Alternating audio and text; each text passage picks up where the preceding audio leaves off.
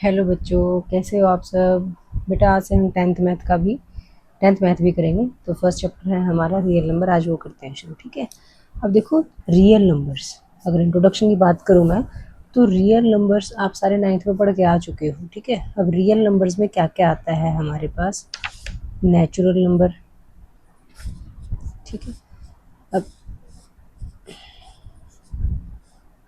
Natural numbers क्या होते हैं हमारे? 1 2 3 up to infinity.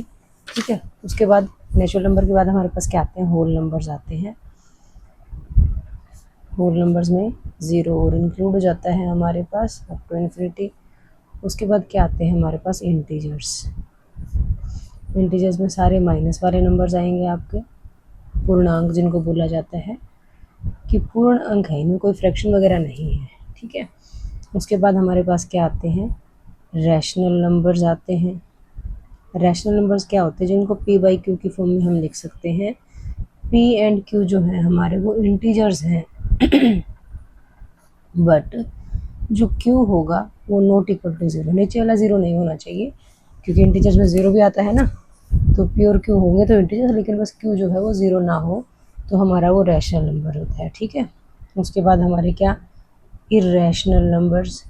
Irrational number वो होते हैं जिनको हम पी बाई क्यू की फॉर्म में नहीं लिख पाते, लाइक √2, √3। ठीक है, रूट वाले टर्म्स कह सकते हो, ये इरेशनल नंबर्स होते हैं। अब इन सभी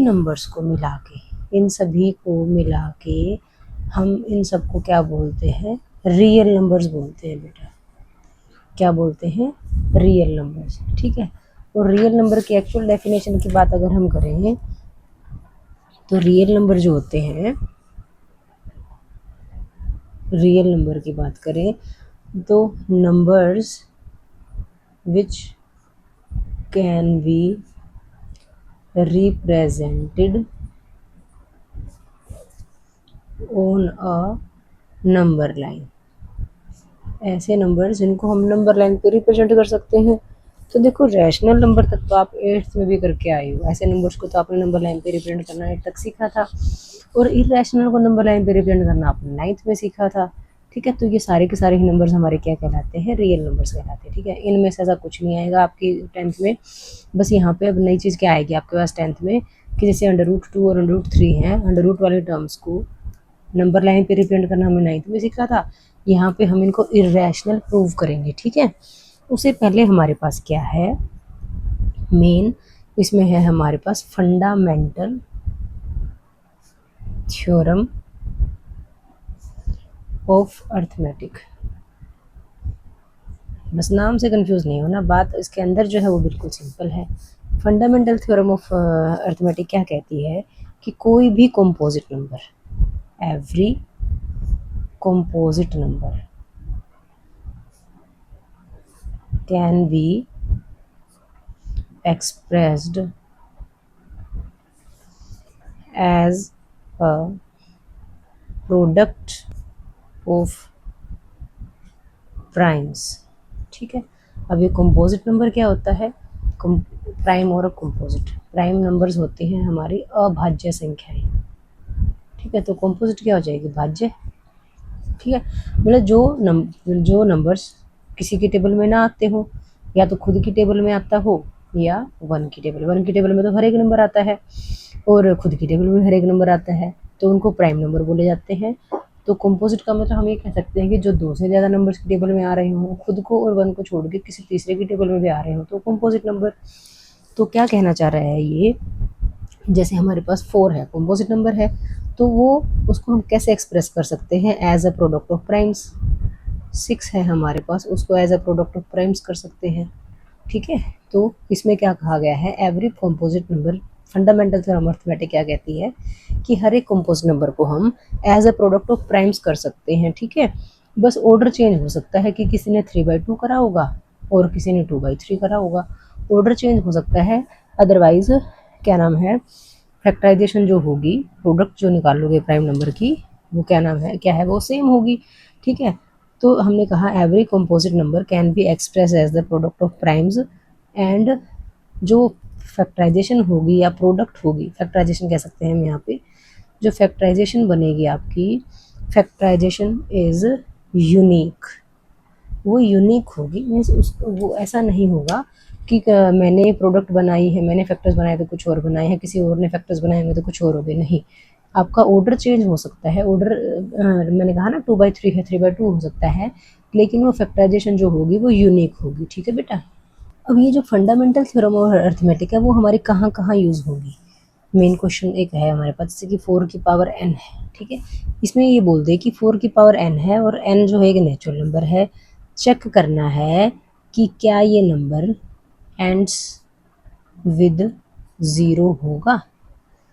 ठीक है, सिर्फ एक ही क्वेश्चन है इसमें, तुम्हारी एक्सरसाइज में भी, और एक एग्जाम्पल है, एग्जाम्पल में बता ही रही हूँ, क्वेश्चन में एक्सरसाइज में करवा दूंगी आपको कि 4 की पावर n जो एक कोई नंबर है क्या वो एंड विद 0 होगा। तो फंडामेंटल थ्योरम ऑफ अर्थमेटिक क्या कहती है कि किसी के भी नंबर के, कंपोजिट नंबर के जो फैक्टर्स होंगे वो यूनिक होंगे। तो हमने कहा 4 के फैक्टर बना लेते हैं। 4 के फैक्टर क्या होते हैं, 2 इंटू 2। तो 4 की पावर n क्या हो जाएगा, 2 मल्टीप्लाई 2, या हम कहेंगे ये तो 2 की पावर 2 बना जी, तो ये बना 2 की पावर 2 की पावर n। ठीक है, पावर की पावर क्या होती है, मल्टीप्लाई होती है, तो 2 की पावर 2n हो गया। ठीक है, क्या किसी और के फैक्टर 2 इंटू 2 के अलावा कुछ और आएंगे बेटा, नहीं आएंगे ना। तो देखो इसमें पूछा गया है कि क्या नंबर एंड विद 0 होगा। तो हमें ये पता है ईच नंबर, या यहाँ पे ईच की भी ऐसे कर लो, any number which ends with 0 will be divisible by 5। बताओ होगा कि नहीं, कोई भी नंबर जिसके पीछे 0 होगा तो वो नंबर 5 से तो पक्का डिवाइड होगा ना, होगा तो देखो 2 से भी, लेकिन 5 से तो पक्का होगा। ठीक है, बात समझ में आ गई। तो अब यहाँ पे तो अगर 5 से डिवाइड होगा तो उस नंबर के फैक्टर्स में 5 आएगा ना। ठीक है ना, हमने कहा कोई भी नंबर अगर 0 से डिवाइड हो रहा है या 0 से एंड हो रहा है तो 5 से डिविजिबल होगा। But 5 is not a factor of 4। अब 5 जो है वो 4 के फैक्टर में तो नहीं आता। अब क्योंकि 5 जो है 4 के फैक्टर में नहीं आता, देयरफॉर आप ये कह सकते हो कि 4 की पावर n जो है डज नॉट एंड विद 0। ठीक है, बात समझ में आपको। हमने क्या करना है, जो भी नंबर दिया होगा उसके फैक्टर्स निकाल दो। ठीक है, फैक्टर्स निकाले। 4 की पावर n कहा था बेटा, खाली 4 तो है नहीं कि 4 को पता नहीं कितनी बार मल्टीप्लाई करें, तो 10 बार, 12 बार, 20 बार मल्टीप्लाई करेंगे तो क्या वो एंड विद 0 होगा। तो हमने 4 के फैक्टर्स निकाले, 2 इंटू 2 आ गए 2 की पावर 2, 4 की पावर n मतलब 2 की पावर 2 की पावर n, ये बना 2 की पावर 2n। ठीक है, अब कोई भी नंबर अगर एंड विद 0 होता है तो वो डिविजिबल बाय 5 होगा या उसका एक फैक्टर 5 होगा। बट 4 जो है उसका फैक्टर तो 5 नहीं है, 4 का फैक्टर तो नहीं है ना 5, हो भी नहीं सकता, क्योंकि हमने यूनिकनेस पढ़ी है अर्थमेटिक फंडामेंटल थ्योरम के अकॉर्डिंग कि भी किसी के भी जो फैक्टर्स होते हैं कंपोजिट नंबर के वो यूनिक होते हैं। हमने बनाए किसी और ने बनाए सेम बनेंगे। तो हमारे पास अगर 4 का फैक्टर 5 नहीं है तो सच में 4 का फैक्टर 5 नहीं होगा ना। और 5 अगर फैक्टर ही नहीं है 4 का तो इट मीन्स हम ये कह सकते हैं कि 4 की पावर n जो है वो एंड विद 0 नहीं होगा। ठीक है, उसके बाद नेक्स्ट टॉपिक क्या है हमारे पास, इसमें प्राइम फैक्टराइजेशन है। प्राइम फैक्टराइजेशन आप 8th क्लास से सीखने लग गए थे बेटा, जब आप स्क्वायर रूट, क्यूब रूट वगैरह निकालते थे। ठीक है, और नेक्स्ट टॉपिक है हमारे पास HCF एंड LCM। अब HCF और LCM भी आप निकालना सीख चुके हो पिछले क्लासेस में। HCF का मतलब क्या होता है, हाईएस्ट कॉमन फैक्टर। ठीक है, और एलसीएम का मतलब होता है लीस्ट कॉमन मल्टीपल। ठीक है, कई बार बच्चे कंफ्यूज हो जाते हैं कि एचसीएफ कहाँ निकालना था, एलसीएम कहाँ निकालना है। एचसीएफ की जगह एलसीएम निकाल देते हैं, एलसीएम की जगह एचसीएफ निकाल देते हैं। तो थोड़ा सा यहाँ से देखो बेटा, फैक्टर, फैक्टर क्या होता है, किसी भी नंबर के टुकड़े होते हैं ना, तो वो क्या होगा, छोटा होगा, टुकड़े तो छोटे होते हैं, या उस नंबर के इक्वल होंगे। ठीक है, जो भी छोटा नंबर होगा। मल्टीपल का मतलब क्या होता है, मल्टीपल मतलब किसी को मल्टीप्लाई करके करते हैं, तो मल्टीपल का मतलब क्या होता है, बड़ा या बड़े वाले के इक्वल। ठीक है, ये कह सकते हो आप। थोड़ा सा इससे थोड़ा सा कन्फ्यूजन आपका कम हो सकता है। एचसीएफ का मतलब जो भी आपको नंबर्स दे रखे होंगे उनका एचसीएफ या तो उनसे छोटा होगा या छोटे वाले के इक्वल, किसी नंबर से बड़ा नहीं हो सकता, किसी छोटे वाले से बड़ा नहीं हो सकता, सबसे छोटा होगा या उससे भी छोटा होगा।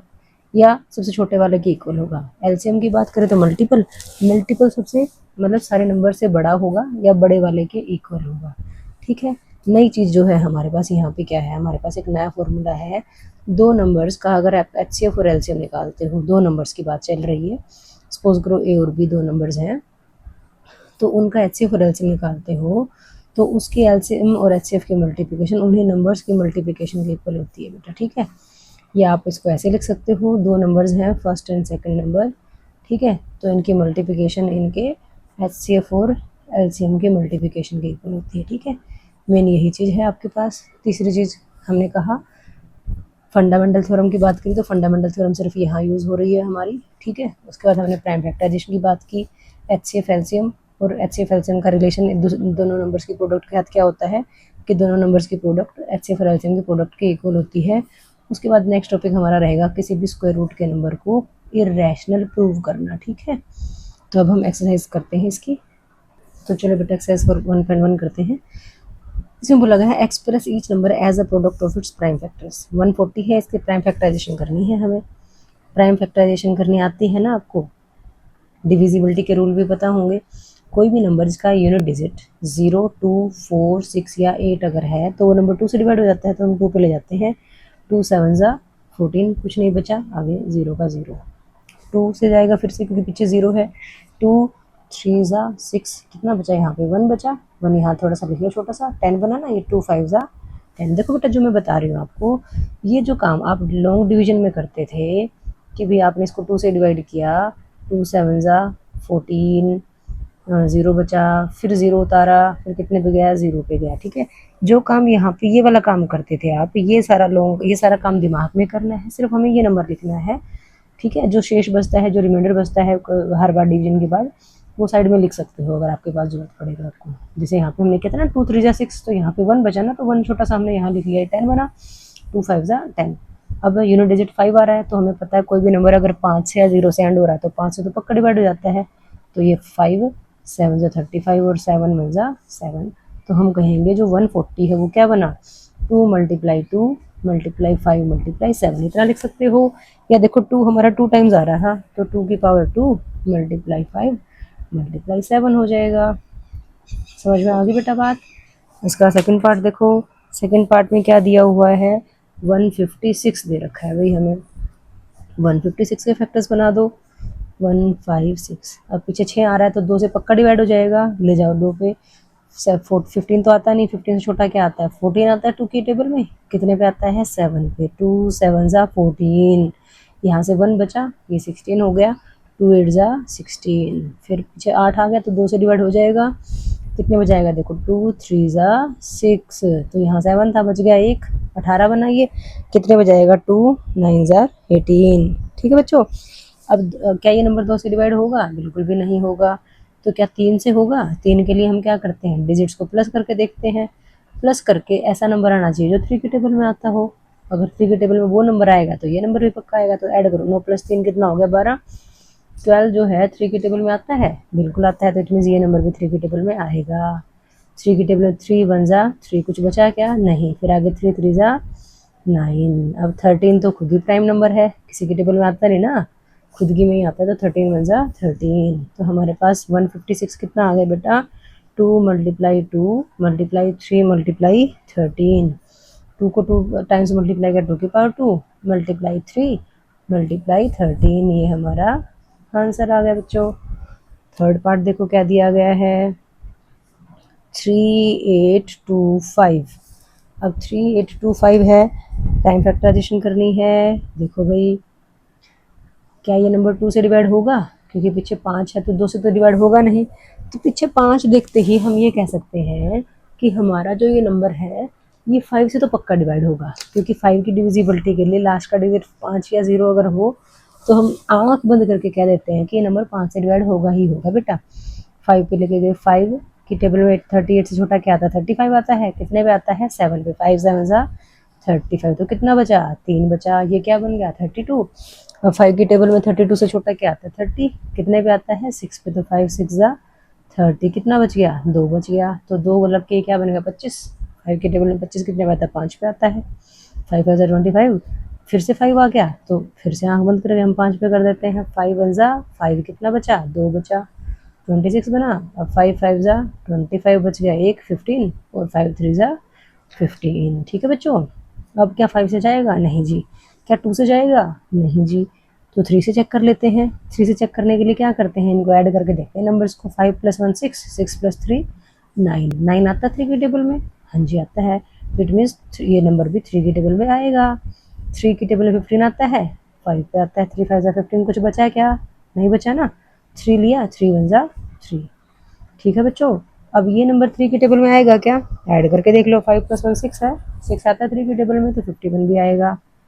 3 की टेबल में 5 से छोटा तो 3 ही आता है, कितने पे आता है 1 पे। 3 वन ज़ा 3, बच गया 2, 21। 3 7 ज़ा 21 और 17 तो फिर वही प्राइम नंबर है, किसी के और के टेबल में आता है तो 17 आ गया यहाँ पे। अब देखो हमारे पास क्या आया, 3825 equals 5 multiply 5 multiply 3 multiply 3 multiply 17। 5 2 times हो तो 5 की पावर 2, 3 भी 2 बार आ रहा है तो 3 की पावर 2 मल्टीप्लाई 17, ये हमारा आंसर आ गया।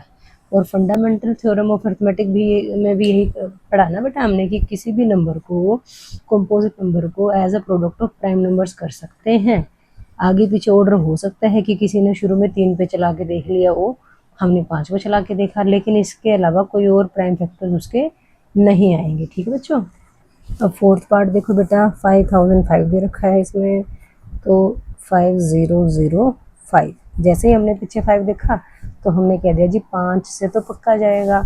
तो देखो 5 वन ज़ा 5, कुछ नहीं बचा, फिर 0 उतारेंगे, नहीं जाएगा तो नहीं जाने के नाम पे 0 हो जाती है, फिर 0 उतारते हैं। डिवीजन में लॉन्ग डिवीजन की बात कर रही हूँ मैं। अगर आप इसको ऐसे डिवाइड करते हो 5 से तो क्या करते हो, 5 वन ज़ा 5, 0 बचा, फिर 0 उतारा, नहीं गया, नहीं जाने के नाम की 0, फिर 0 उतारा, नहीं जाने के नाम की फिर से 0, फिर 5 उतारा तो 5 वन ज़ा 5, ऐसे करते हो ना। तो ये वाला सारा स्टेप दिमाग में, सिर्फ आपको ये लिखना है। तो हमने कहा 0 उतारी, नहीं जाएगा तो फिर 0, और 5 वन ज़ा 5। ठीक है बेटा, अब यहाँ तक तो आ गया भाई। अब आगे क्या करें, ना तो 2 से जाता, 3 से भी नहीं जाता, 4 से तो जाने का मतलब ही नहीं है, जब 2 से नहीं जा रहा तो 5 से भी नहीं जाएगा। देखो 2 से नहीं गया तो 4 और 6 तो आप वैसे भी नहीं करोगे ना, क्योंकि वो प्राइम नंबर थोड़ी है। 3 से भी नहीं जा रहा, 5 से भी नहीं जा रहा, 7 से चेक करें, 7 से देख लेते हैं एक बार। 7 से डिवाइड करो, एक बार माइंड में कर लेते हैं। 7 वन ज़ा 7 बच गए यहाँ पे, 3 7 4 ज़ा 28, 2 बच गए, तो 7 से जा रहा है बेटा ये, तो हम 7 से इसको डिवाइड कर लेंगे। ठीक है, करो 7 वन ज़ा 7, बच गए कितने 3 30 बना, 7 4 ज़ा 28, फिर 2 बचे 21 बना, 7 3 ज़ा 21। ठीक है, अब आगे कितने पे जाएगा, क्या 3 पे जा रहा है क्या, 4 1 5 और 3 8 नहीं जा रहा, तो सोचो कितने पे जा सकता है, 7 पे भी नहीं जा रहा, 2 3 पे तो जा ही नहीं रहा, 5 पे भी नहीं जाएगा। तो 7 के बाद हमारे पास अगला प्राइम नंबर क्या आता है, 11 आता है ना। तो 11 पे चेक करें हम, 11 वन ज़ा 11 बच गए 3, तो ये 11 पे जा रहा है बेटा। 11 वन ज़ा 11 बच गए यहाँ पे 3 33, 11 3 ज़ा 33, और ये 13 वन ज़ा 13। ठीक है, तो जो 5005 था हमारा, उसके प्राइम फैक्टर्स बन गए 5 मल्टीप्लाई 7 मल्टीप्लाई 11 मल्टीप्लाई 13, ये हमारा आंसर आ गया बच्चों। ठीक है, अब नेक्स्ट देखो, फिफ्थ पार्ट, प्रैक्टिस से ही आप ज़्यादा अच्छे से निकाल पाओगे बेटा। और बहुत बड़े बड़े नंबर्स होते हैं तो वहाँ पे हमें थोड़ा सा देखना पड़ता है कि कैसे क्या करेंगे। अब ये 7429 जो है, 2 से तो होगा नहीं, 3 से चेक कर लेते हैं। 7 और 4 11, 11 और 2 13, 13 और 9 22, 22 आ रहा है, 22 3 के टेबल में नहीं आता, तो इट मीन्स ये नंबर भी नहीं आएगा। 3 पे 5 पे भी नहीं जाएगा। 7 पे चेक कर लेते हैं, 7 वन ज़ा 7, 7 6 ज़ा 42 करें तो 7 वन ज़ा 7, यहाँ से फिर कुछ बच जाएगा तो नहीं जा रहा। 11 पे, 11 की डिविजिबिलिटी का रूल क्या होता है बेटा, जैसे फर्स्ट थर्ड फिफ्थ ऐसे नंबर्स को ऐड करो। 7 और 2 9, वो इधर से सेकंड और फोर्थ को ऐड करो, 9 और 4 13, 9 और 13 का डिफरेंस अगर 0 आए या 11 की टेबल का कोई नंबर आए तो वो नंबर 11 से डिवाइड हो जाता है, अदरवाइज नहीं होएगा। आगे 13 से देख लेते हैं, 13 से चेक करें तो 13 चौके 72, बच गए 2, 13 कम 13, और यहाँ से बचा आपका 9, तो 13 से भी नहीं जाएगा। 13 के बाद नेक्स्ट नंबर है हमारा 17। ठीक है, 17 से करके अगर हम देखते हैं तो 17 चौके 68, बच गए 6, आगे 17 17 तिया 51, बच गए 11, 17 7 119, 17 से जा रहा है अभी ये। तो ऐसे आपको हर एक नंबर से चेक करके देखना पड़ेगा बेटा, ठीक है। तो हमने कहा 17 4 जा 68, ठीक है। तो ये 6 बचा यहाँ पे, 17 3 जा 51, यहाँ से 11 बचा, तो 119, 17 7 जा 119 होता है, ठीक है। अब अगर इस नंबर को देखोगे ना आप ऐसे ही डिवाइड कर करके चेक करते करते करते करते, तो ये 17 तक किसी पे नहीं जा रहा बेटा, ये 19 पे जा रहा है आपका सीधा, ठीक है। तो 19 2 जा 38, ठीक है। बच गए कितने 5, और 19 3 जा 57, और ये 23 1 जा 23। तो तीनों ही प्राइम फैक्टर्स आ रहे थे और बहुत बड़े बड़े आ रहे थे। 7 4 2 9 के प्राइम फैक्टर्स हमने क्या निकाले, 17 मल्टीप्लाई 19 मल्टीप्लाई 23। आई होप आपको अच्छे से समझ में आ गया होगा बेटा, ठीक है। एक्सरसाइज 1.1 का सेकंड क्वेश्चन देखो बेटा क्या कहा गया है, find the LCM and HCF of the following pairs of integers. ये जो इंटीजर्स दे रखे हैं इनके एचसीएफ और एलसीएम निकालने हैं, and verify that LCM multiply HCF equals product of the two numbers. फिर हमें इसको वेरीफाई भी करना है। तो पहले हमें एलसीएम और एचसीएफ निकालना है, तो पहले हम नंबर्स को प्राइम फैक्टराइज कर लेते हैं ना। तो पहले क्या है 26 के लिए हमने देखा 2 पे जाएगा, 2 1 जा 2, 2 3 जा 6, 13 पे ही चला गया, 13 1 जा 13, ठीक है। अब 91 की बारी, 91 हमारा 2 से तो नहीं जा रहा, 3 से भी नहीं जा रहा। अगर आपको 15-16 तक टेबल लाना है तो हमें पता है 13 7 जा 91 होता है बेटा, तो 7 पे गया 13, और ये 13 1 जा 13। तो अब देखो हम एचसीएफ एलसीएम कैसे निकालते हैं। 26 के हमने फैक्टर लिखे 2 मल्टीप्लाई 13, और बेटा हम 1 को भी लिख लेते हैं, कई बार कोई भी फैक्टर कॉमन नहीं होता तो हमें 1 देखना पड़ जाता है उस केस में, ठीक है। तो 1 को लिख लो, कोई दिक्कत नहीं है। 91 है, 91 के फैक्टर्स क्या है, 7 मल्टीप्लाई 13 मल्टीप्लाई 1 है, ठीक है बच्चों। अब जो एचसीएफ अगर हमें निकालना है, हमें क्या निकालना हो, एचसीएफ निकालना हो किसका, 26 और 91 का। तो हमारे पास जो जो फैक्टर्स कॉमन है ना, हम वो देख लेते हैं दोनों नंबर्स में। 13 कॉमन है दोनों का, 1 कॉमन है दोनों का। तो जो जो कॉमन है फैक्टर्स उनको लिख लेते हैं। 13 लिखा, मल्टीप्लाई क्या लिखा 1 लिखा, तो कितना आ गया 13 1 जा 13। हमारे पास एचसीएफ कितना आ गया 13 आ गया बेटा। हाईएस्ट कॉमन फैक्टर कि दोनों में सबसे बड़ा फैक्टर कौन सा है जो कॉमन है, दोनों में 1 भी कॉमन था लेकिन सबसे बड़ा फैक्टर कौन सा था 13। तो 13 जो दोनों में कॉमन है वही हमारे पास क्या आ गया, इसका एचसीएफ आ गया। समझ में आई बेटा। और आप ये भी देख सकते हो जो फैक्टर आएगा उसकी टेबल में ये दोनों नंबर्स आते होंगे, फैक्टर है ना ये उनका। मिसिस की टेबल में दोनों नंबर्स आएंगे, 13 2 जा 26 और 13 7 जा 91। फिर बारी आती है एलसीएम की। एलसीएम क्या निकलता है, एलसीएम होता है बेटा जो कॉमन है वो तो लेना ही लेना है। जो कॉमन था 13 इंटू 1 वो तो लेना लिया था, 1 लिखो चाहे ना लिखो। अब जो बच गए वो सारे के सारे, क्या बचा 2 बचा, वो इधर से क्या बचा 7 बचा, ये सारे के सारे लेने हैं। अब इनको मल्टीप्लाई कर दो, 13 7 जा 91, 91 2 जा 182, ठीक है बच्चों। ये एलसीएम आ गया और वो एचसीएफ आ गया था, ठीक है। अब इसमें वेरीफाई करने के लिए बोला था कि LCM multiply HCF equals product of two numbers होता है। तो अब आप यहाँ पे कर देती हूँ मैं एचसीएफ की और एलसीएम की मल्टीप्लिकेशन करोगे भाई, ठीक है। एलसीएम कितना है, एचसीएफ है 13 और एलसीएम कितना है 182, इनको मल्टीप्लाई कर दो। मल्टीप्लाई तो कर लोगे ना, मैं करके बताती हूँ। 26 13 8 जा 104 प्लस 2 106, 13 1 जा 13 प्लस 10 कितना आ गया 23, ठीक है। ये तो एचसीएफ और एलसीएम की मल्टीप्लिकेशन आई। अब हमें दोनों नंबर जो फर्स्ट नंबर और सेकंड नंबर था उनकी मल्टीप्लिकेशन करनी है। एक नंबर था 26 और एक नंबर था 91। अब इसकी मल्टीप्लिकेशन करके देखो आप कितनी आती है, देख लिया होगा मल्टीप्लाई करके कितना आ रहा है 2366 आ रहा है। तो हैंस क्या हो गया आप, hence verified that HCF multiply LCM equals first number into second number. ये वेरीफाई करने के लिए बोला था ना, तो हमने इंट्रोडक्शन पार्ट में भी करा था ना ये कि दो नंबर्स की मल्टीप्लिकेशन उनके HCF और LCM की मल्टीप्लिकेशन इक्वल होती है। तो हमने यहाँ से वेरीफाई भी करके दिखा दिया, ठीक है। HCF और LCM निकालना आ गया ना बेटा अच्छे से। सेकंड पार्ट में दिया हुआ आपको 510 और 92, तो हम 510 के और 92 के प्राइम फैक्टर्स निकाल लेते हैं। देखो अगर आपको अपनी कैलकुलेशन छोटी करनी है तो सबसे पहले देख लो 0 आ रहा है ना, तो सीधा 5 से ले जाओ, आप उसे करो ही मत, इसको 5 पे लेके गए हम, 5 1 जा 5, ठीक है। अब यहाँ पे देखना बहुत सारे बच्चे गलती करते हैं, 5 1 जा 5 फिर कहेंगे 10 है जी, 5 2 जा 10, नहीं जी हमने 1 उतारा ना बेटा, नहीं गया तो उसके नाम की 0, फिर ये 10 मिला, 5 2 जा 10, ध्यान रखना इन चीज़ों का। फिर ये 2 से जा रहा है, 2 5 ज़ा 10 और 2 1 ज़ा 2, ये नंबर 3 से जाएगा, 3 1 ज़ा 3, बच गए 2, 3 7 ज़ा 21 और ये 17 पे गया, 17 1 ज़ा 17। फिर हम किसके फैक्टर्स निकालेंगे, 92 के निकालेंगे, पीछे 2 है तो 2 से पक्का जाएगा, 2 4 ज़ा 8, बच गया 1, 2 6 ज़ा 12, फिर 2 से जाएगा, 2 2 ज़ा 4 और 2 3 ज़ा 6। 23 किसी की टेबल में आता है क्या, नहीं, ये तो प्राइम फैक्टर है, तो 23 बन जा 23। ठीक है, अब हमें इनका HCF और LCM निकालना है, तो 510 के फैक्टर बनाए हमने, 5 मल्टीप्लाई 2 मल्टीप्लाई 3 मल्टीप्लाई 17। देख लिया करो कॉमन फैक्टर दिख रहे हैं क्या, नहीं दिख रहे हो तो 1 को लिख लो, अदरवाइज रहने दो। ठीक है, तो 2 मल्टीप्लाई 2 मल्टीप्लाई 23। ठीक है बच्चों, अब हमें क्या निकालना है, HCF निकालना है किसका, 510 और 92 का। तो देखो यहाँ पे कुछ कॉमन है क्या इनके फैक्टर्स, ध्यान से देखेंगे तो दोनों के पास 2 कॉमन है, और भी कुछ कॉमन है क्या, कुछ भी कॉमन नहीं है। तो इसका मतलब हमारे पास HCF सिर्फ और सिर्फ क्या आया, 2 आया बेटा। बात समझ में आई। अब बात करते हैं हम LCM की।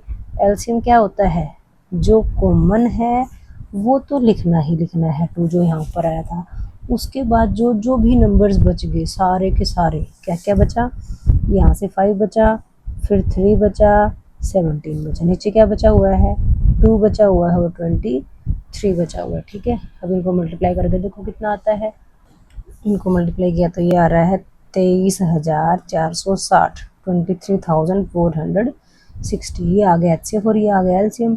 अब आपको चेक भी करना है, चेक करने के लिए बोला था ना, वेरीफाई करने के लिए बोला था, तो उसमें हमें क्या करना है, HCF और LCM की मल्टीप्लिकेशन करनी है, और फर्स्ट नंबर और सेकंड नंबर की, है ना, first number into second number कर लेते हैं, 510 इंटू 92। ठीक है, और दूसरी तरफ हम किसको करेंगे मल्टीप्लाई, HCF और LCM को करेंगे। HCF है 2, LCM कितना है हमारा 23,460। तो अब हम एक बार चेक कर लेते हैं, आप भी अगर अपने आप मल्टीप्लाई करके देखो, आप कैलकुलेटर से नहीं करेंगे। ठीक है, मैं अगर कैलकुलेटर से चेक करके आपको बताती हूँ कितना आया। इसकी मल्टीप्लिकेशन तो हमने 2 से वैसे ही करके देख ली थी बेटा, इसकी भी चेक करी तो हमने ये यहाँ से भी इतनी आ रही है 4692 तो 0। ठीक है, तो हैंस वेरीफाइड, क्या गलती हो रही है आज, हैंस वेरीफाइड, वेरीफाई भी हो गया कि भी फर्स्ट नंबर और सेकंड नंबर के प्रोडक्ट है LCM और HCF की मल्टीप्लिकेशन के इक्वल होती है। ठीक है बच्चों, अब इसका थर्ड पार्ट देखो, उसमें 336 और 54 दे रखा है, तो 336 के प्राइम फैक्टर्स बना लेते हैं। जैसे पीछे देखा 6 है तो 2 से पक्का जाएगा, 2 1 ज़ा 2 1 बचा 12 बना, 2 6 ज़ा 12, फिर 1 बचा यहाँ से 2 8 ज़ा 16, फिर से 2 से जाएगा, 2 8 ज़ा 16, कुछ नहीं बचा यहाँ से तो 8 उतारा सिर्फ, 4 2 4 ज़ा 8, फिर से 2 पे जाएगा बेटा, 2 4 ज़ा 8, 2 2 ज़ा 4, फिर 2 पे जाएगा, 2 2 ज़ा 4, 2 1 ज़ा 2। अब 21 तो 3 की टेबल में आता है, कितने पे आता है 7 पे आता है, 3 7 ज़ा 21 और 7 1 ज़ा 7। ठीक है बच्चों, फिर 54 के फैक्टर्स निकालते हैं, 2 पे जाएगा पक्का, 2 2 ज़ा 4 बचा 1, 2 7 ज़ा 14 और 27 3 की टेबल में आता है कितने पे 9 पे, फिर 9 3 की टेबल में आता है 3 पे और ये 3 1 ज़ा 3। ठीक है बेटा, अब हमने क्या करना है, इनके फैक्टर्स को इकट्ठा करके लिख लेते हैं। 336 है, उसके प्राइम फैक्टर्स क्या आए, 2 मल्टीप्लाई 2 मल्टीप्लाई 2 मल्टीप्लाई 2, 4 बार तो 2 ही आ रहा है, फिर 3 आ रहा है और फिर 7 आ रहा है। 54 के प्राइम फैक्टर्स क्या क्या हैं, 2 मल्टीप्लाई 3 मल्टीप्लाई 3 मल्टीप्लाई 3। ठीक है बच्चों, अब हमें क्या निकालना है, HCF और LCM।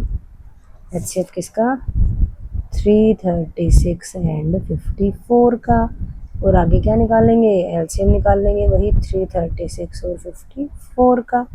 अब ध्यान से देखना भाई बच्चों, क्या क्या कॉमन आ रहा है, दोनों के पास 2 है, बिल्कुल है 2, तो 2 कॉमन आ गया, और 3 भी कॉमन है, तो ये वाला 3 पास पास है, हम इस 3 को सर्कल कर लेते हैं। ठीक है, और भी कुछ कॉमन है क्या, और तो कुछ भी कॉमन नहीं है। ठीक है, तो यहाँ से ये 2 उठाया हमने और यहाँ से क्या ले लिया, 3 ले लिया, 2 3 ज़ा कितना आ गया 6। HCF तो हमारे पास आ गया 6। अब LCM क्या आएगा, जो कॉमन थे वो तो आना ही आना है, मतलब 6 को तो पहले लिख लो आप, उसके बाद जो जो नंबर्स बच गए दोनों नंबर्स का, तो सारे के सारे आएंगे बेटा। जैसे यहाँ से 3 बार 2 आ रहा है, तो इस 2 इंटू 2 इंटू 2 को लिख लेंगे, आगे क्या आ रहा है 7 आ रहा है, नीचे वाले के पास क्या बच गया 3 इंटू 3 बच गया। ठीक है, अब इनको मल्टीप्लाई करके देखो कितना आ रहा है। देखो आप, मैं भी देखती हूँ कितना आता है। तो ये इसको मल्टीप्लाई करके बेटा 3024 आ रहा है आपको। कितना आ रहा है? 3024। ठीक है, अब हमें चेक करना है, क्या क्या चेक करना है? फर्स्ट नंबर और सेकंड नंबर की मल्टीप्लिकेशन, जो कि 336 इंटू 54 आएगी। और इधर से HCF और LCM की मल्टीप्लिकेशन। HCF कितना है? 6 और LCM कितना है? 3024। देखो इसकी तो डायरेक्ट मल्टीप्लिकेशन कर सकते हो आप, है ना। 6 4 ज़ा 24, 6 2 ज़ा 18 ना, 6 2 ज़ा 12 प्लस 2 14 का 4 भी आ जाएगा, और 6 3 ज़ा 18। ठीक है, चेक करो एक बार ये ठीक है क्या। और फिर इन दोनों की मल्टीप्लिकेशन भी यही आनी चाहिए। ठीक है, 18144 आ रही है, और इनकी भी करके देखो आप, सेम आ रही है 144। तो हम ये कह सकते हैं, तो यहाँ से भी आपका वेरीफाई हो गया बेटा, है ना। हैंस वेरीफाइड दैट, ऐसे करके कर सकते हो कि HCF multiply LCM equals product of 2 numbers. ये भी हमने वेरीफाई कर दिया। अच्छे से समझ में आ गया आपको। एक्सरसाइज 1.1 का थर्ड क्वेश्चन देखो बेटा क्या कहा गया है। इसमें बोला गया कि find the LCM and HCF of the following integers by applying the prime factorisation method. आपको भी यहाँ पे 3 नंबर्स दिए हुए, पीछे वाले क्वेश्चन में 2 नंबर थे ना। तो देखो आपको 12 के फैक्टर्स निकालने हैं, 15 के और 21 के। 12 के फैक्टर्स क्या आएंगे? देखो 2 पे जाएगा, 2 6 ज़ा 12, 2 3 ज़ा 6 और 3 1 ज़ा 3। 15 के निकालते हैं, 3 पे जाएगा, 3 5 ज़ा 15, 5 1 ज़ा 5। 21 के निकालते हैं, 3 से जाएगा, 3 7 ज़ा 21 और 7 1 ज़ा 7। हमारे पास तीनों के फैक्टर्स निकल के आ गए। अब हमें इनका HCF और LCM निकालना है, तो पहले फैक्टर्स को लिख लो। 12 के फैक्टर्स क्या हैं? 2 मल्टीप्लाई 2 मल्टीप्लाई 3। 15 के क्या हैं? 3 मल्टीप्लाई 5। और 21 के क्या हैं? 3 मल्टीप्लाई 7। ठीक है, तो पहले तो हम HCF ही ले लेते हैं। HCF ब्रैकेट में आप नंबर्स को लिखो ना लिखो कोई फ़र्क नहीं पड़ता बेटा। ठीक है, तो अब यहाँ पे देखो कुछ कॉमन है क्या तीनों नंबर्स के फैक्टर्स में? इसके पास भी 3 है, इसके पास भी 3 है, इसके पास भी 3 है। 3 के अलावा कुछ और भी कॉमन नहीं है। तो आप इसको अगर ऐसे सर्कल करना चाहो तो सर्कल कर दो, नहीं तो हमने अंडरलाइन कर ही लिया था। तो तीनों के पास ही 3 था, तो HCF हमारे पास सिर्फ 3 आ गया बेटा। बात समझ में आ गई। अब LCM की बारी है। LCM भी 12 15 और 21 का क्या आएगा? देखो ध्यान से, जो कॉमन है वो तो ऐसा का ऐसा ही, और जो बच गए वो सारे के सारे। ठीक है, अगर किन्हीं 2 नंबर्स के फैक्टर सेम आ रहे हैं तो वहाँ भी सर्कल कर लेते हैं। इस केस में हम, किसी क्वेश्चन में आएगा तो जरूर बताऊंगी। यहाँ पे 3, आगे क्या आ रहा है? 12 के पास क्या बच गया? 2 मल्टीप्लाई 2 बचा। 15 के पास 5 बचा, और 21 के पास क्या बचा?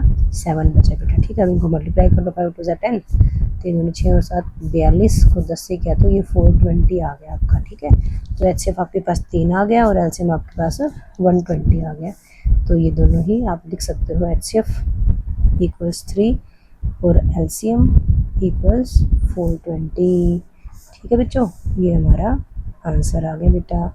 अब देखो सेकंड पार्ट में क्या दिया गया है। सेकंड पार्ट में नंबर है 17, 23 एंड 29। तीनों के तीनों ही तो प्राइम नंबर्स दिख रहे हैं हमें। ये तो किसी की टेबल में आते ही नहीं है। तो 17 की ही टेबल में आता है। 17 1 ज़ा 23 की ही टेबल में आता है। 23 1 ज़ा और 29 खुद 29 की ही टेबल में आता है। ठीक है बच्चों, तो अब बताओ 17 के फैक्टर क्या लिखोगे? 17 लिखोगे क्या? नहीं, अब तो आपको 1 लिखना पड़ेगा क्योंकि कॉमन ही वो है। 23 के फैक्टर्स क्या बनाओगे भाई? 23 इंटू 1। और 29 के फैक्टर्स क्या लिखोगे? 29 इंटू 1। अब यहाँ पे आपको HCF निकालना है, तो देखो क्या कॉमन है? कुछ भी कॉमन नहीं है। कुछ भी कॉमन नहीं है तो 1 तो पक्का कॉमन होगा ना। इट मीन्स हमारे पास HCF क्या आ गया बेटा? 1 आ गया। और LCM की बात करते हैं तो 1 लिखो ना लिखो, यहाँ पे 17 बचा, यहाँ पे 23 बचा और यहाँ पे 29 बचा। तो इनको मल्टीप्लाई करने के बाद जो आएगा वो हमारा आंसर आ जाएगा। ठीक है बच्चों, और वो मल्टीप्लाई करके जो आएगा वो आएगा 11339। ठीक है बच्चों, जो थर्ड पार्ट है, थर्ड पार्ट में आपको नंबर्स दिए हुए हैं 8 9 एंड 25। तो हम 8 के फैक्टर्स निकाल लेते हैं। 8 के प्राइम फैक्टर्स निकालेंगे। 2 पे जाएगा, 2 4 ज़ा 8, 2 2 ज़ा 4, 2 1 ज़ा 2। 9 के फैक्टर्स निकाल लेते हैं। 3 3 ज़ा 9, 3 1 ज़ा 3। और 25 के फैक्टर्स निकालते हैं। 5 5 ज़ा 25 और 5 1 ज़ा 5। फैक्टर्स निकल चुके हैं। अब इनको लिख लेते हैं। 8 इक्वल्स क्या आएगा? 2 मल्टीप्लाई 2 मल्टीप्लाई 2, क्योंकि देखो ध्यान से कोई भी फैक्टर कॉमन नहीं दिख रहा है हमें, तो अभी इसको ऐसे लिखो, फिर बताती हूँ आपको। 9 का किया हमने 3 मल्टीप्लाई 3, 25 का किया हमने 5 मल्टीप्लाई 5। क्या कुछ कॉमन है? बिल्कुल भी नहीं है। तो अच्छा रहेगा कि हम इनका जो 1 1 बचता है वो भी लिखाएं। ठीक है, अब दिख रहा है ना कुछ और तो कॉमन है नहीं। क्या कॉमन है? सिर्फ और सिर्फ 1 कॉमन है, तो हम HCF क्या लिखेंगे? ओनली 1। ठीक है बच्चा, और एलसीएम क्या आएगा? सारे के सारे एज इट इज़ आ जाएंगे। तो डायरेक्ट 8 मल्टीप्लाई 9 मल्टीप्लाई 25 भी कर सकते हो आप, या 2 multiply 2 multiply 2 multiply 3 multiply 3 multiply 5 multiply 5, 25 8 200, 200 को 9 से मल्टीप्लाई करोगे तो 1800। तो एलसीएम हमारा कितना आ गया? 1800, और एचसीएफ कितना आ गया? 1 आ गया बेटा। समझ में आ गया आपको अच्छे से? फोर्थ क्वेश्चन देखो बेटा, एक्सरसाइज 1.1 का। इसमें दिया गया है कि एचसीएफ है 306 और 657 का, 9 दे रखा है, फाइंड एलसीएम। ठीक है, तो यहाँ पे सॉल्यूशन में आप क्या करोगे? हमें पता है, we know that HCF multiply LCM equals product of 2 numbers. ठीक है, 2 नंबर्स की प्रोडक्ट उनके एचसीएफ और एलसीएम के मल्टीप्लिकेशन के इक्वल होती है। ठीक है, अब देखो हमें नंबर्स क्या दे रखे हैं? प्रोडक्ट ऑफ 2 नंबर्स को आप first number multiply second number भी कर सकते हो। ठीक है बच्चों, तो फर्स्ट नंबर हमारे पास क्या है? 306 है। सेकंड नंबर हमारे पास क्या है? 657 है। और एचसीएफ हमारे पास कितना है बच्चों? 9 है। तो अब हम कर सकते हैं HCF multiply LCM equals first number into second number. HCF 9, LCM हमें नहीं पता। फर्स्ट नंबर 306, सेकेंड नंबर 657 है। तो अब देखो हमें LCM निकालना है। LCM का 9 मल्टीप्लिकेशन में है, वो यहाँ आगे क्या हो जाएगा? डिवाइड में आ जाएगा बेटा। ठीक है, अब ये HCF है ना, इन दोनों नंबर का HCF है, इट मीन्स कि 9 की टेबल में ये दोनों ही नंबर आ रहे होंगे। मतलब क्या कहना चाह रही हूँ मैं कि 9 से आपका ये नंबर भी कट सकता है, ये भी। तो काटोगे तो किसी एक को ही, तो आँख बंद करके किसी भी एक नंबर को ले लो। तो हम इसको ले लेते हैं 9 7 ज़ा 63, बच गए 2, और 9 3 ज़ा 27। तो यहाँ से हमारे पास आ गया 306 मल्टीप्लाई 73। अब इसको मल्टीप्लाई कर लेते हैं, किसको? 306 और 73 को। तो इनको मल्टीप्लाई करके आ रहा है हमारे पास 222338। तो हमारा एलसीएम ऑफ 2 नंबर्स क्या आ गया? ये आ गया। देखो अभी यहाँ पे हमें एलसीएम प्राइम फैक्टराइजेशन से नहीं निकालना पड़ा बेटा। जैसे पीछे वाले सम्स में हम प्राइम फैक्टर्स निकाल रहे थे फिर एलसीएम निकाल रहे थे ना, तो यहाँ पे क्यों नहीं करना पड़ा? क्योंकि हमने फॉर्मूला पढ़ा है कि 2 नंबर्स की प्रोडक्ट उनके एचसीएफ और एलसीएम की प्रोडक्ट के इक्वल होती है। ठीक है, तो 2 नंबर्स भी दे रखे थे, एचसीएफ भी दे रखा था, तो तीनों की हेल्प से हमने फॉर्मूला में वैल्यू पुट करी और हमने एलसीएम निकाल दिया विदाउट प्राइम फैक्टराइजेशन। ओके, अब ये नेक्स्ट क्वेश्चन देखो बेटा, फिफ्थ क्वेश्चन एक्सरसाइज 1.1 का। क्वेश्चन बोला गया है चेक वेदर 6 की power n can and with whether 6 की power n can and with the digit 0 for any natural number n। कि भी 6 की पावर जो n है, n कोई भी नेचुरल नंबर हो सकता है, तो हमें चेक करना है कि 6 की पावर n क्या 0 से एंड होगा। ठीक है, तो इसके लिए आपके पास कुछ स्पेसिफिक स्टेप्स हैं बेटा, वो स्टेप्स को ही फॉलो करना है। बात मेन यही है कि कोई भी नंबर 0 से एंड कब होगा? जब उसके प्राइम फैक्टर्स में 5 होगा हमारे पास। ठीक है, अगर उसके फैक्टर्स में 5 है तो वो एंड भी 0 है, अदरवाइज वो 0 से एंड नहीं होगा। तो यहाँ पे देखो आप 6 के प्राइम फैक्टर्स तो 2 और 3 आते हैं, 5 तो नहीं आता ना। तो आप इसकी शक्ल देख के बता सकते हो कि ये नंबर 0 से एंड तो नहीं होगा। लेकिन अब इसको लिखने का स्टेप क्या है, आप ये देखो। हम लिखते हैं कि इफ़ द नंबर 6 की power n for any n were to end with 0, then it would be divisible, पूरा लिख देते चलो, it would be divisible by 5। ठीक है, so the prime factorization of 6 की power n would contain the prime number 5। हम कह रहे हैं कि 6 की पावर n 0 से एंड तभी होगा जब ये डिविजिबल होगा 5 से। और डिविजिबल कब होगा? जब ये इसमें प्राइम नंबर 5 आता होगा। फैक्टराइजेशन ऑफ 6 की पावर n में, मतलब बात दोनों की सेम ही है, लैंग्वेज की बात कर रही हूँ मैं। बट 6 की पावर n क्या होता है? 2 मल्टीप्लाई 3 की पावर n, ठीक है। ये तो 2 और 3 ही होते हैं ना फैक्टर्स, तो इट डज नॉट कंटेन 5। अब 5 तो नहीं आता, नहीं आ रहा ना 5, तो हम तो यहाँ पे so the uniqueness, UNIQUENESS, uniqueness of the fundamental theorem of arithmetic guarantees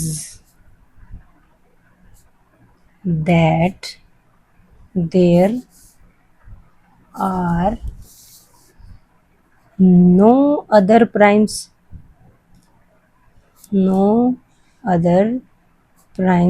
in the factorization of 6 की power n। Uniqueness of fundamental theorem जो है अर्थमेटिक की, वो हमें गारंटी देती है कि किसी भी नंबर के फैक्टर्स जो होते हैं वो यूनिक होते हैं। हमने कहा 2 इंटू 3 है तो वो 2 इंटू 3 होंगे, ऐसा तो नहीं ना। बार बार मैं वही बता रही हूँ कि आपने निकाला तो 6 के फैक्टर 2 इंटू 3 आ रहे हैं, किसी और ने निकाला तो 2 इंटू 3 नहीं आएंगे, 3 इंटू 2 आ जाएंगे, इतने तो है ना। तो यूनिकनेस बताती है कि इसके अलावा कोई और फैक्टर्स होंगे नहीं। तो क्या है? So there is no natural number n for which 6 की पावर n ends with 0, ठीक है। अब ये इतनी बड़ी जो बात लिखी है, इसको हम 2 लाइनों में भी हमने बता ही दिया था डायरेक्ट। अगर आपको इतना लंबा नहीं लिखना, देखो 2 नंबर में या 3 नंबर में आता है ये क्वेश्चन, तो थोड़ी बहुत 2-3 लाइन तो लिखनी पड़ेंगी आपको। आप डायरेक्ट ये कह सकते हो कि 6 की पावर n इक्वल्स क्या है? 2 इंटू 3 की पावर n है। But any number which ends with 0 should be divisible by 5, means the number should contain prime factor 5। But इसमें कोई प्राइम फैक्टर 5 नहीं है हमारे पास। और यूनिकनेस ऑफ फंडामेंटल थ्योरम क्या कहती है कि प्राइम फैक्टर्स यूनिक होते हैं किसी भी नंबर के। अगर यूनिक है तो 6 की पावर n में कोई ऐसा, 6 की पावर n के अकॉर्डिंग कोई n ऐसा नंबर नहीं है हमारे पास, कोई ऐसा नेचुरल नंबर नहीं है हमारे पास कि जो 6 की पावर n को एंड विद 0 बना दे। बात समझ में आ गई बेटा? आगे एक्सरसाइज का 6th क्वेश्चन देखो बेटा, क्या कहा गया है कि एक्सप्लेन करो वाई दिस एंड दिस, ये 2 नंबर्स दे रखे हैं, आर कंपोजिट नंबर, कि ये दोनों नंबर्स कंपोजिट क्यों है। हमने क्या पढ़ा था? कंपोजिट नंबर क्या होते हैं? कंपोजिट नंबर जो होते हैं वो प्राइम फैक्टर्स, प्राइम नंबर्स की प्रोडक्ट होती है। पढ़ा था ना हमने कि हम किसी भी कंपोजिट नंबर को as a product of prime numbers कर सकते हैं। तो देखो क्या ये प्रोडक्ट ऑफ प्राइम नंबर्स हैं हमारे पास? 7 इंटू 11 इंटू 13 प्लस 13 है, तो ये अलग है, ये अलग है, दोनों के पास 13 है। हम 13 को कॉमन निकाल लेते, तो यहाँ से क्या आ गया? 7 इंटू 11 प्लस 13 के पास क्या बचा? कुछ नहीं बचा, 1 बचा, तो ये आ गया 13 इंटू 77 प्लस 1, मतलब 13 इंटू 78, ठीक है। 78 के फैक्टर्स करो तो कर लो आप, ठीक है। तो यहाँ पे क्या पता चल रहा है? 13 इंटू 78 है, तो ये नंबर हमारा कंपोजिट है। हमने कहा ना composite number equals product of primes, ठीक है। 13 तो प्राइम है, 78 के प्राइम फैक्टर्स भी बना भी लोगे आप, बना सकते हो ना, तो देखो आएंगे तो प्राइम नंबर्स ही, ठीक है। तो देयरफॉर आप ये कह सकते हो 7 into 11 into 13 plus 13 is a composite number. आगे बात समझ में? नेक्स्ट में देखो क्या दिया हुआ है? 7 into 6 into 5 into 4 into 3 into 2 into 1 plus 5। अब इन दोनों के पास भी देखो ये पूरा एक नंबर है और ये एक नंबर है, तो दोनों के पास से 5 कॉमन निकाल दो। यहाँ से क्या आ गया? 7 into 6 into 4 into 3 into 2 into 1, और यहाँ पे क्या बचा? 1 बचा, ठीक है। तो 5 इंटू समथिंग तो आ गया ना, आप 5 इंटू के कर दो, इसको क्या दिक्कत है, ठीक है। वेयर आप लिख सकते हो, वेयर जो के है, आपको इसको दिखाने की जरूरत नहीं कि कितना बना, तो किन्हीं दो नंबर्स की मल्टीप्लिकेशन तो है ही है। 5 तो दिख ही रहा आपको प्राइम है।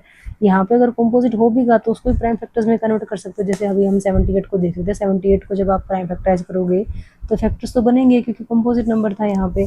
तो 5 इंटू के है which shows that the given number is a composite number. ठीक है, कंपोजिट देखो इस नंबर के अलावा जो भी नंबर था उसके अलावा तो आगे ना प्राइम नंबर क्या होता है, या तो वो खुद से डिवाइड होता है या 1 से डिवाइड होता है। खुद की और 1 की मल्टीप्लिकेशन ही तो होता है प्राइम नंबर। तो यहाँ पे उससे अलग एक नंबर आ रहा है तो प्राइम फैक्टर तो आ ही गया ना उसका अलग, उससे अलग। तो इट मीन्स हम क्या कह सकते हैं कि जो ये नंबर है ये कंपोजिट नंबर तो पक्का है, क्योंकि इसको और 5 जैसे यहाँ पे 5 था, यहाँ पे तो कोई बहुत बहुत बड़ा नंबर था ना, तो 5 इन दोनों इस नंबर से तो अलग ही आ गया ना एक फैक्टर। हम कहते हैं कंपोजिट नंबर के फैक्टर जो होते हैं 1 और इटसेल्फ को छोड़ के एक अलग नंबर भी हो सकता है, मोर देन 2 फैक्टर्स होते हैं। तो 5 इंटू के है तो मीन्स वो हम क्या कह सकते हैं कंपोजिट नंबर होगा। यहाँ पे जो नंबर्स थे वो 13 इंटू 78 थे। 78 के भी फैक्टर्स करोगे तो प्राइम फैक्टर्स की प्रोडक्ट तो दिख ही रही है हमें। तो ये भी हमें शो करती है कि हमारा नंबर क्या है, एक कंपोजिट नंबर है। ठीक है बच्चों। 7th क्वेश्चन देखो बेटा, लास्ट क्वेश्चन इस एक्सरसाइज का। There is a circular path around a sports field. Sonia takes 18 minutes to drive 1 round in the field और Ravi takes 12 minutes for the same. कि उसी सर्कुलर पाथ का स्पोर्ट्स फील्ड का चक्कर लगाने में सोनिया को 18 मिनट लगती हैं और रवि को 12 मिनट लगती हैं। Suppose they both start at the same point and the same time and go in the same direction. After how many minutes will they meet again at the starting point। कि circular path था ना बेटा, कि भाई यहीं से तो रवि ने स्टार्ट किया और यहीं से सोनिया ने स्टार्ट किया है।